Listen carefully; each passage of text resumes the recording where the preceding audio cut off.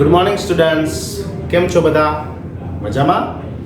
I Dhaval Sangani welcome you all in Saraswati group of education.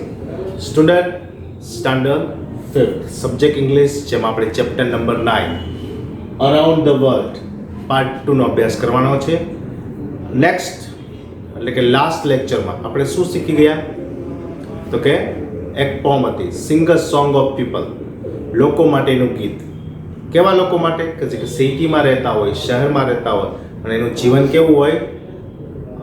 ઉતાવળિયું જીવન હોય, એવા લોકો માટે ગીત ગાવાનું કીધું છે.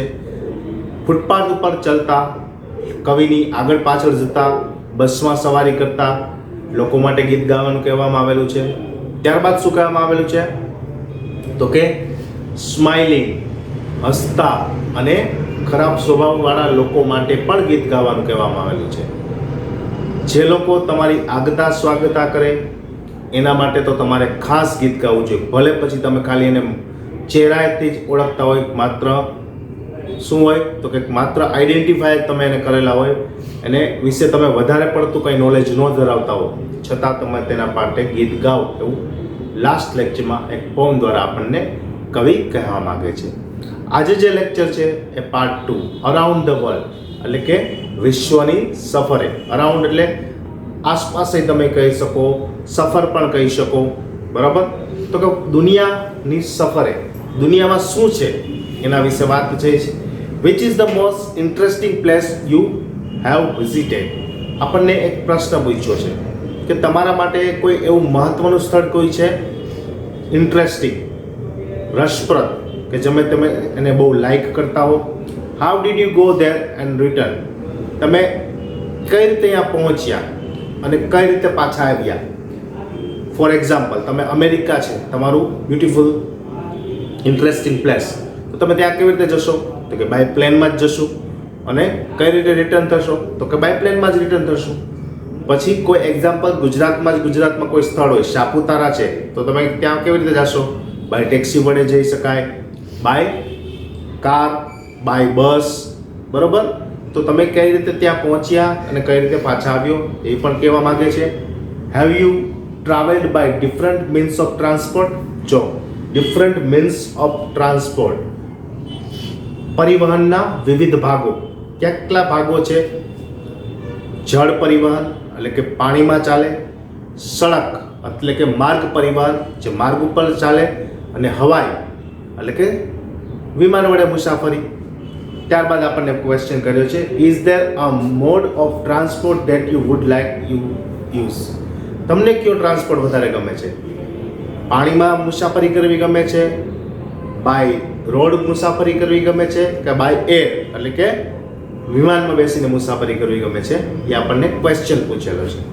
હવે આપણે ફર્સ્ટ પેરેગ્રાફ રીડ કરીએ છીએ. Mister Phileas Fogg lays a bet with some of his friends around the world in 80 days. Miss ફિલિયસ નામનો એક લેખ છે. lays a bet એટલે શરત રાખવી. તે શરત રાખે છે with some of his friends, તેના થોડાક મિત્રો સાથે, around the world in 80 days, કે હું આખી પૃથ્વીની મુસાફરી કરી શકું 80 દિવસમાં. This is the story of how he traveled with his companion. તે કઈ રીતે પોતાનો કમ્પેનિયન એટલે સાથી મુસાફર સાથે ટ્રાવેલ કરે છે. એ નામ છે પેશર પાઉટ. હવે અહીંથી સ્ટોરી શરૂ થાય છે. સ્ટોરી શરૂ થાય તે પહેલાં આપણે ન્યૂ વર્ડ્સ જોઈ લઈએ.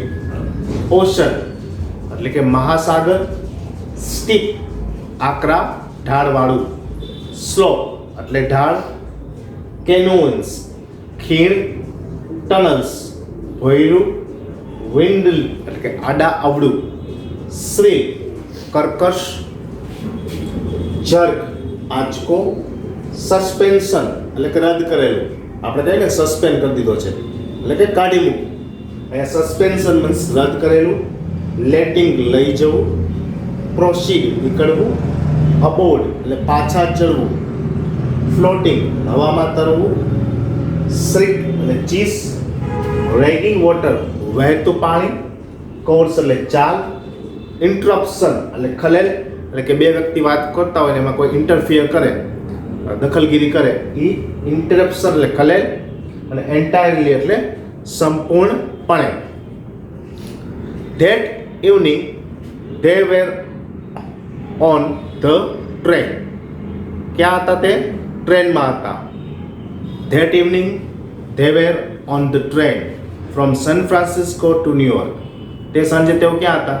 તો કે ટ્રેનમાં બેઠા હતા. ક્યાં જતા હતા? સેન ફ્રાન્સિસ્કો થી ન્યુયોર્ક જતા છે. Which was 3,786 miles away in 7 days. આ એની મુસાફરી કેટલા દિવસમાં કરવાની હતી? 7 દિવસમાં. કેટલી? 3,786 kilometre. Train would take them to Pacific to the Atlantic ocean. અને આ મુસાફરી દરમિયાન તેને પેસિફિક મહાસાગરથી એટલાન્ટિક મહાસાગર એટલે કે 3,786 જે કિલોમીટરની મુસાફરી કરવાની છે, એ મુસાફરી વચ્ચેનો જે ડિસ્ટન્સ છે એમાં શું છે તો કે એક પેસિફિક મહાસાગરથી લઈ અને એટલાન્ટિક મહાસાગર સુધી એને લઈ આવવાનું છે. The train seemed through California. ક્યાંથી પસાર થાય છે? કેલિફોર્નિયાથી એટ ફૂલ સ્પીડ, ખૂબ જ ઝડપથી. It cross the steep mountains. શું પસાર થાય છે તો કે સ્ટીપ માઉન્ટેન. સ્ટીપ એટલે મેં કીધું હતું કેવા? આકરા ઢાળવાળું. માઉન્ટેન પર્વત. સ્લોપ્સ એટલે કે ઢાળ. Deep canyons and hairpin curves moving through the tunnel. Canyon ખીણ, ટનલ એટલે ભોયરું. ક્યારેક ક્યારેક ખીણમાંથી પણ પસાર થાય છે એટલે કે આજુબાજુ ખીણ હોય છે, વચ્ચે ટ્રેક હોય છે. ક્યારેક કોઈ ટનલ ભોયરામાંથી પણ ટ્રેન પસાર થાય છે.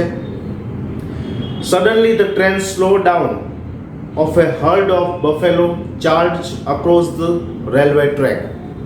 અચાનક ટ્રેન છે એ થોભી જાય છે. શું કામે? કે રેલવે ટ્રેક ઉપર ભેંસો, બફેલો એટલે ભેંસનું ટોળું આવી ગયું હોય છે. Train was forced to stop.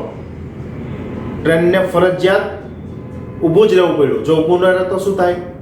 બધી ભેંસ મરી જાય. એટલે ટ્રેનને ઊભું જ રહેવું પડ્યું. Force to stop till the process passed like A great brown river. જે એક આ ભેંસોની શોભાયાત્રા હતી, ટોળું, એ પાસ થયું ત્યાં સુધી ટ્રેનને ઊભું રહેવું પડ્યું. આ fully 3 hours to cross the tracks. 3 કલાકનો સમય લીધો. ભેંસના ટોળાએ રેલવે ટ્રેક ઉપરથી પસાર થવા માટે 3 કલાક લીધી. Night had fallen at the time the train could move. Train ફરીવાર ચાલુ થઈ 3 કલાકના સમય પછી, ત્યારે રાત્રિનો સમય થઈ ચૂક્યો હતો. નેક્સ્ટ પેજ ઉપર આપણે આવીએ. The train heard for the steep mountains. This was the most difficult part of the journey. જ્યારે ટ્રેન છે એ સ્ટીપ માઉન્ટેન એટલે આકરા ઢાળવાળા ચઢાણ ઉપર ચાલી, તો એ એક ડિફિકલ્ટ પાર્ટ એટલે કે મુસાફરીનો એક મુશ્કેલ ભાગ હતો. With its winding roads. Winding એટલે કેવા રોડ કીધા હતા? આડા આવડા રોડ છે. They pass the highest point of their journey 7,524 feet above sea level. દરિયાની સપાટીથી તે 7,524 કિલોમીટર ઉપર હતા. In a few hours they would be out of the Rocky Mountains. અને થોડી જ કલાકોમાં તેઓ આ ખડકાવ જે પર્વતો હતા ત્યાંથી પસાર થઈ જાય છે. After the passenger had taken their breakfast, the train gave a shrill whistle. Passenger એટલે કે યાત્રાળુઓએ પોતાનો બ્રેકફાસ્ટ એટલે કે સવારનો નાસ્તો લઈ લીધા પછી ટ્રેન શ્રીલ એટલે કર્કશ અવાજે પોતાની વિસલ વગાડે છે. And braked with a jerk. અને એક આંચકો લાગે છે. આપણે ખબર હોય ને, ટ્રેનમાં બેઠા હોય તમે અને ટ્રેન કે વોલ્ટ કરે, ટ્રેન પાછી શરૂ થાય ને ત્યારે એક આંચકો આવે અને પછી ટ્રેન ઉપડે. ખ્યાલ છે ને? એક આમ જર્ક એટલે શું છે? આંચકો. આંચકા સાથે ટ્રેન ઉપડે છે. And came to a halt.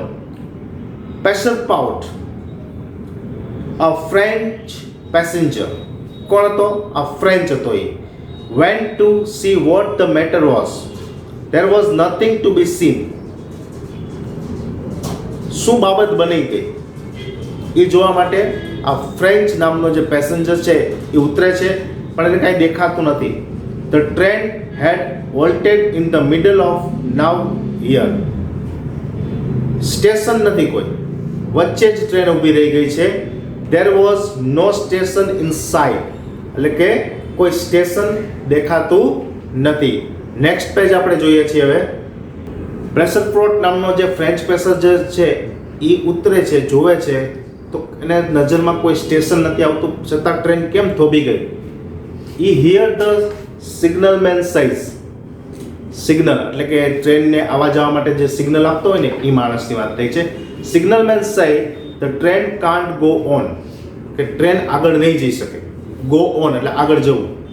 The bridge near Medicine Bow won't support the weight, એટલે કે ટ્રેનનું જે વજન છે એ મેડિસિન બાઉ નામનો જે બ્રિજ છે એટલે કે પુલ છે એ ખમી શકશે નહીં. It was A suspension bridge, એટલે કે શું છે, સસ્પેન્શન એટલે રદ કરેલો બ્રિજ છે. કેવો બ્રિજ છે? રદ કરેલો, કે આમાં વાહન વ્યવહાર કરવો નહીં, આ પુલ ઉપરથી વાહન વ્યવહાર કરવો નહીં, આ ઉપર પુલ ઉપરથી કોઈ જવું નહીં. તો કે સસ્પેન્ડ કરેલો બ્રિજ છે. And some of its cables were broken, અને એના કેટલાક તાર છે, કેબલ્સ છે એ તૂટી ગયા છે. The driver of the train side perhaps there is a chance of getting across the bridge by letting the train proceed at maximum speed. Driver શું કહે છે કે એક ચાન્સ, એક તક છે. કઈ તક છે? તો કે આપણે જોરથી ટ્રેનને હંકારી કાઢીએ, એટલે કે મેક્સિમમ સ્પીડ, આપણે ટ્રેનની ઝડપ જ એટલી વધારી દઈએ કે ટ્રેન છે એ બ્રિજને ઝડપથી પસાર કરી દે. All aboard said the conductor. Aboard, aboard એટલે શું છે? પાછા ચડવું. ટ્રેન ઊભી રહી ગઈ હતી ને એટલે બધા પેસેન્જરો નીચે ઉતરી ગયા હતા, એટલે કંડક્ટરે કીધું ઓલ અબોર્ડ, બધા પાછા ચડો. The passengers got on the train and the driver reversed the train for a nearly mile. Driver છે એ 1 કિલોમીટર રિવર્સ લઈ ગયો ટ્રેનને. Then he gave another whistle. તે ફરીવાર સીટી વગાડે છે, વિસલ વગાડે છે. The train began to move forward so fast that it was frightening. હવે ટ્રેન આગળ જાય છે અને ડર લાગે છે. શું કામ ડર લાગે છે? કારણ કે આગળનો જે બ્રિજ છે એ તૂટી ગયેલો છે. The passenger had the feeling that the train was not resting on the tracks but was floating through air. The passenger had the feeling. શું ફીલ થાય છે યાત્રાળુઓને, મુસાફરોને? તો કે the train was not rising on the track, એટલે કે train છે એ track ઉપર નથી ચાલતી, પણ ટ્રેક ઉપર શું કરી રહી છે? Floating through air. ફ્લોટિંગ એટલે તરવું, હવામાં ઉડી રહી છે, હવામાં તરી રહી હોય ને એવું ફિલિંગ થાય છે મુસાફરોને. As the engine shrieked and the train shuddered, they were over the bridge in a flash. ફરીવાર ટ્રેન શરૂ થાય છે, એન્જિન એનું સ્ટાર્ટ કરે છે અને ટ્રેન છે એ ફૂલ સ્પીડે બ્રિજની પાસ થઈ જાય છે. As soon as they passed over the medical river, the bridge crashed down into the raging waters below. જેવી ટ્રેન પસાર થઈ ગઈ એ પુલ તૂટી ગયો અને જે રેગિંગ વોટર એટલે વહેતું પાણી, મેડિસિન રિવરનું જે વહેતું પાણી છે એમાં આખો બ્રિજ છે એ ધરાશયી થઈને પડી જાય છે. The train continued its course that evening without interruption. The train continued its course એટલે ચાલ. ટ્રેન કન્ટિન્યુ ચાલતી રહી વિધાઉટ ઇન્ટરપ્શન, ખલેલ, ક્યાંય રોકાયા વગર. As the train moved forward the next day, બીજા દિવસે જ્યારે ટ્રેન આગળ વધી, it was suddenly attacked by hundreds of Sloaks Indians, a tribe of native Red Indians. એટલે કે રેડ ઇન્ડિયન નામની એક જાતિ છે, એ લોકોએ આ ટ્રેન ઉપર હુમલો કર્યો. હન્ડ્રેડ્સ ઓફ એટલે ઘણા બધા, થાઉઝન્ડ્સ ઓફ, હજારો, 100 કરતાં પણ વધારે વ્યક્તિઓ હુમલો કર્યો. Many of them appear from all sides. તે આજુબાજુ બધેથી આવવા લાગ્યા. Jumped onto the moving train, અને ચાલતી ટ્રેનમાં કૂદીને ચડી ગયા. And pulled themselves up the steps, અને બારીએ લટકાઈ ગયો અને પોતાની જાતને ખેંચવા લાગ્યો અંદર પ્રવેશવા માટે. They were armed with rifles. તેના હાથમાં હથિયાર હતા. ક્યાં? Rifle, Some of the travelers had revolvers that defend themselves bravely by answer the pistol. હવે જે ડાકુ આવ્યા હતા ને એની પાસે રાઇફલ હતી અને આમ ટ્રેનમાં જે મુસાફરી કરતા હતા ને એ લોકો પાસે પણ રિવોલ્વર હતી. પોતાની જાતને બચાવવા એને ઘણો પ્રયત્ન કર્યો બહાદુરીપૂર્વક કે આ રાઇફલ પિસ્તોલના જવાબ આપવા માટે એને ઘણો પ્રયત્ન કર્યો. ધ કંડક્ટર ક્રાઇડ આઉટ, કંડક્ટરે બૂમ પાડી, the train must be stop or we are lost, ટ્રેનને ઊભી રાખો નહીતર આપણે બધા પોતાનો જીવ ગુમાવી દેશું. I will go said Passepartout, French નામનો જે પેસેન્જર હતો પેસરપાઉટ, એ કહે છે આઈ વિલ ગો, હું જઈશ. હી ઓપન અ ડોર, તે દરવાજો ખોલે છે. And unseen by the red Indians he slipped under the racing train. Unseen by the red Indians એટલે કે જે રેડ ઇન્ડિયન્સ ડાકુ હતા એ જોવે નહીં તેમ તે ટ્રેનમાં slipped under the racing train and holding on the chains he slowly reached the engine. Chain પકડી અને તે ક્યાં સુધી પહોંચે છે? એન્જિન સુધી પહોંચવાનો પ્રયત્ન કરે છે. Then he separated the engine from the coaches. પછી શું કરે છે તો કે એન્જિન છે ને એને કોચથી જુદું કરી દે છે. તેથી શું થાય વિચારો જોઈએ, ટ્રેન આપમેળે રોકાઈ જાય. શા માટે? કારણ કે એન્જિનને તો જવા દીધું આગળ, કારણ કે એન્જિન જ ટ્રેનને ખેંચી જાય છે ને કોચને બાકીના. હવે જો એન્જિન અને કોચને સેપરેટ કરી દેવામાં આવે, જુદા પાડી દેવામાં આવે તો શું થાય તો કે એન્જિન આગળ વધી જાય અને ટ્રેન છે ત્યાં ને ત્યાં થોભી જાય. Train means coach. તો કે શું કરે છે તો કે તે એન્જિનને અને કોચને સેપરેટ કરે છે. Then he separated the engine from the coaches.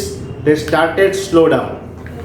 જેવું એન્જિનને કોચથી દૂર કરી દીધું, છોડી દીધું, તો કોચ એટલે કે બાકીના જે ડબ્બા છે એ ધીમે ધીમે સ્લો એટલે કે એની ગતિ છે એ ધીમે ધીમે ઘટવા લાગી. They had neared a station where soldiers attracted by the sound of swords. તે ક્યાં પહોંચી ગયા તો કે સ્ટેશન, કોઈ સ્ટેશન આવી ગયું, ત્યાં સોલ્જર્સ સૈનિકો પણ આવી ગયા. શું કામે? તેને આગળથી અવાજ સાંભળ્યો હતો, રાઇફલ્સનો, ગોળીઓનો ધમધમાટીનો અવાજ સાંભળ્યો હતો, એટલે સોલ્જર્સ પણ ત્યાં આવી ગયા હતા. હરીડ ટુવર્ડ્સ ધ ટ્રેન, અને તે ઉતાવળે ટ્રેન તરફ દોડી રહ્યા હતા. The red Indians on board saw them and quickly jumped off before the train stop entirely. Red Indian જે ડાકુ હતા એ આ સોલ્જરને જોઈ ગયા હતા, એટલે ટ્રેન છે એ પૂરેપૂરી ઊભી રહે તે પહેલાં આ ડાકુઓ છે ટ્રેનમાંથી કૂદી અને નાસી છૂટ્યા. શા માટે? કારણ કે સામેથી સૈનિકો આવી રહ્યા હતા.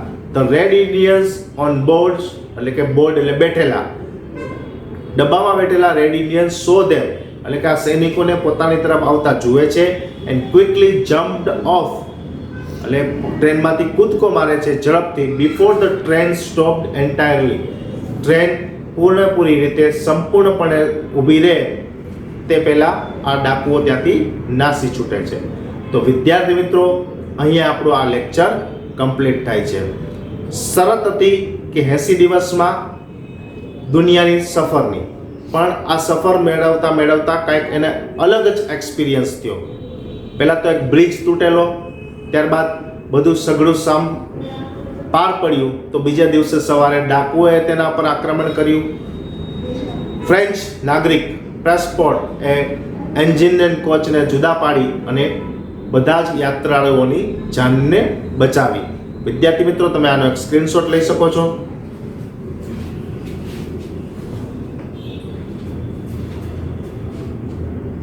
જેથી કરી વર્કશીટ લખવામાં તમને સરળતા રહે.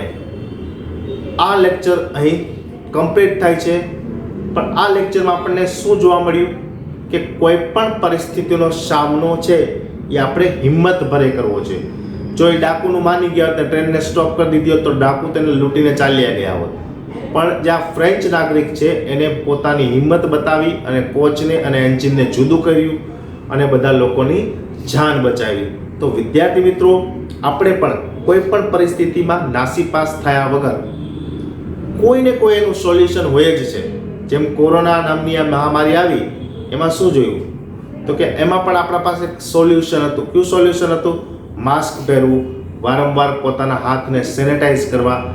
તો એ સોલ્યુશનથી આપણે બચી શક્યા. તો એવી જ રીતે કોઈ પણ પ્રોબ્લેમ આવે તો એનું સોલ્યુશન હોય જ છે. વિદ્યાર્થી મિત્રો, હું આશા રાખું છું કે આ લેક્ચર તમને બરાબર સમજાઈ ગયો હશે. નેક્સ્ટ લેક્ચરમાં ફરી મળીશું. Thank you.